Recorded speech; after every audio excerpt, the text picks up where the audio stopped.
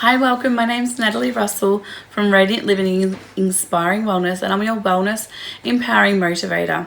Over the last 20 years of looking after mums and bubs, and then having an amazing business speaking to women about how to assist them with their emotions and wellness and positivity so they can live a most abundant life. As abundant as possible. We as women are the hardest taskmasters, and as women we are forever looking for perfection, looking to be our best. And there's nothing wrong with looking to be our best, but when it comes at the cost of trying to be a perfectionist, that's sometimes where we can go wrong.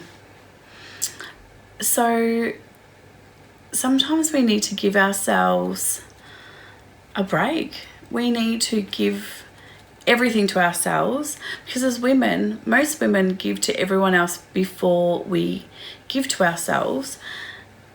And so this has brought a passion of mine about sharing tips and tricks and amazing techniques to bring out such positivity, and really to show how easy this can be. Some women don't know the tools to use to have that self-care for themselves. Some women may not even know what self-care is. We tend not to make time for ourselves. We make time for everyone else, as I said. And then when we start thinking about giving time to ourselves and doing something for ourselves, we just don't know where to start. And then sometimes it's not until it's too late. And then we're emotionally drained. And then that leads to physical fatigue, mental fatigue, and our emotions suffer. So it can be a real cycle, a downward spiral. So we become physically and emotionally unwell, and sometimes we don't know what to do to bring ourselves back to our wellness line and above our wellness lines. And this is where I think it's really important that we give ourselves time.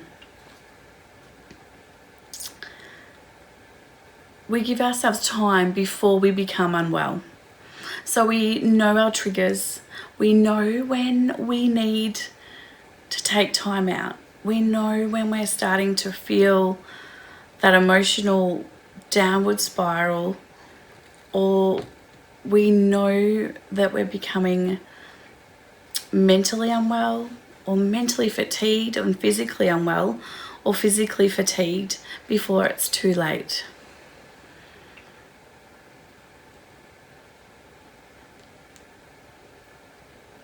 We tend to sometimes disguise our emotions really well, and this is where we get really great at saying everything's perfect, everything's great, everything's okay, but really it's not. So then what we need to do is do some form of techniques that really support ourselves, and we can then teach this to others.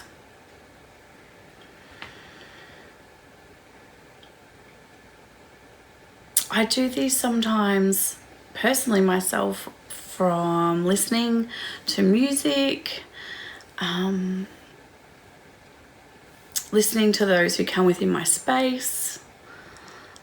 Listening is a great tool, and sometimes someone just needs to vent and unload, and bringing that emotion out through your words, that's sometimes all it's needed for women. As we become busier in our lives, sometimes we just fob things off. We just say, yep, no, it's all good, and we just are like onions, and we layer one emotion on top of the other. until we're at breaking point. So thinking about some tips that you can do for yourself. Sometimes it's just taking time out for you, whether it be 5 minutes in the morning, 5 minutes before the alarm goes off, before anyone else gets up, whether it's meditation, listening to music, just being still in the moment, writing down your thoughts on a piece of paper, taking that time for yourself. Self-care can be many different things. It can be taking time to walk along the beach, put your feet in the sand, let the waves crash over your feet. It's great cleansing to do that. Or it could be just going to your favourite part of the world, whether that is the beach. It could be sitting under a tree. It could be sitting in your garden, smelling some roses. It could be just sitting in the corner of your room with a book, reading. It can be for 5 minutes, it can be for half an hour. But it's consciously taking that time out to really say, yes, I need that time. Also, journaling is another way that is great for self-care. It's about getting your thoughts out on paper, cementing those thoughts. And sometimes it's getting at what we feel. We think we imagine it. We bring it into reality by journaling. And then there's different techniques that you could rip the paper up, burn the paper if it's something that we want to try and forget. It can be just reading your favourite book or seeking out help books. It could be even just listening to TED Talks, to expanding your mind, expanding that self-development so you understand your feelings. Some women don't know why they're feeling what they're feeling, or they don't know how to process that. There are so many different forms and avenues of multimedia these days. TED Talks, podcasts, vlogs like what I'm doing today. It's how we learn, it's how we process, it's how we empower ourselves. And some women don't empower themselves enough. Well, they don't know how to. It's sometimes how we learn for some people, and it's how we then can share that information. Sometimes even just watching other women, and you can really just think, oh yeah, that's me. What does she do? What could I do differently? To really empower yourself is the tool, and some women just don't have that tool or know how to do that. I like to think that we reconnect when we take time out for ourselves, and that we just, as society, don't do that enough, don't expect it enough. We are busy. Mums are busy. Women are busy. We have so many different hats that we just don't know what else to do. How do we find that time? It is a process. And as I said, it is really underrated. Writing down your words is so powerful. Listening to yourself. Sometimes, we have all the answers within ourselves already. We are just so busy that we can't understand what we're thinking. We cannot understand our own thoughts. So some of these things that we think are learnt, but some things are built within our subconscious. Now, some of you may not understand what I'm talking about when I talk about a subconscious. Our subconscious thoughts can be put into the same category as our heart rates, our breathing. All these things are done by the subconscious. They are done automatically for us. And our subconscious with our emotions, that can be taken out of our control as well. And some people don't understand that. So when you speak, when you talk about yourself, be really gentle and kind to you about yourself. Because we are always listening to ourselves. And your subconscious, its main function is to seek out what you want.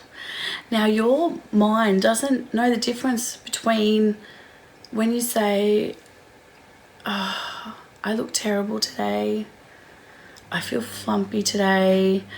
It doesn't know that. So it seeks it out. It seeks out to get that result for you.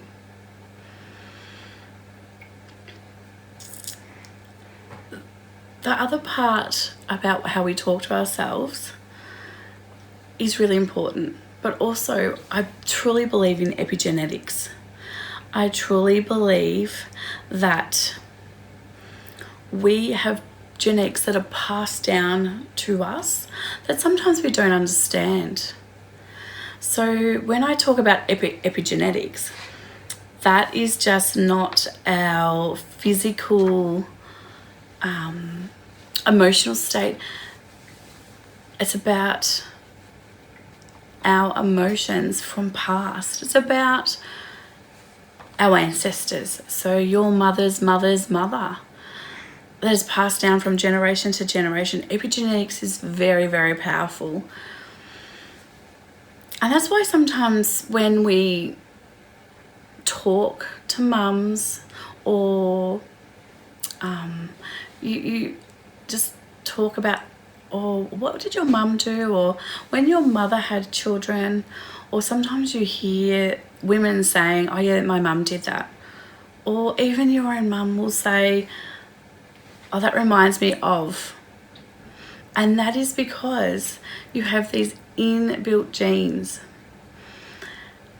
And I truly believe that we, being aware of these genes, can do so much. We can understand so much, and then we can change ourselves because of that knowledge. What I'd love to leave you with today, in I suppose wrapping up, is take time out for yourself. Go to the beach, go to that favorite park or that tree. Do something for you, because you deserve that. But what I find is really amazing is a technique, and it's just about opening up your peripheral vision, so then you are able to take in more of the world. Now, how that works is that sometimes when we become really focused, and there's nothing wrong with being focused, but to have more of an awareness outside of what is just within us can be the start and is amazing. So when we look at that, we take our hands and spread them right out as far as they go. And we use that like this. Look at our fingers, and we just keep looking straight ahead, straight ahead, straight ahead, until we can't see these fingers in our peripheries anymore. And then we just go up and down 3 times, and then we bring our arms back together again. We get our fingers together, and we do that again. And the next time, you should find that you can see your fingers further and further apart. You do that again, up and down with your fingers 3 times. Bring your hands together again, and do that again for the last time, and then up and down. And the third time, without knowing it, your fingers will be behind you even further, opening up your peripheral vision. Now, how we test this is the first time that we do this, and we take our fingers out until we cannot see them in our peripheral vision anymore. We stop and we mark, and we see exactly where our fingers are. So we mark it against something on a wall or in the distance. And then after we do these 3 times, the 3rd time when we stop to see where it is and you mark where it is, your peripheral vision has expanded. And that is a great start to opening up your world. Now, sometimes people find this absolutely overwhelming because you're bringing in more information into your world. But this is a true blessing. You are opening yourself up to more. You're opening yourself up to more what's happening into the world for you. And it's grounding. So take time for you. Go and grab a cup of tea. Go and sit in that chair. Go and take that 5 minutes for yourself. You're worth it. You are enough. If it is about speaking to someone, pick up the phone and speak to whoever is your grounding person, whether it be your partner, your mum, your sister, your best friend, your grandma, your nan, whoever that may be. Take that time for you, and I cannot wait to see you when we speak next. Take care and bye for now.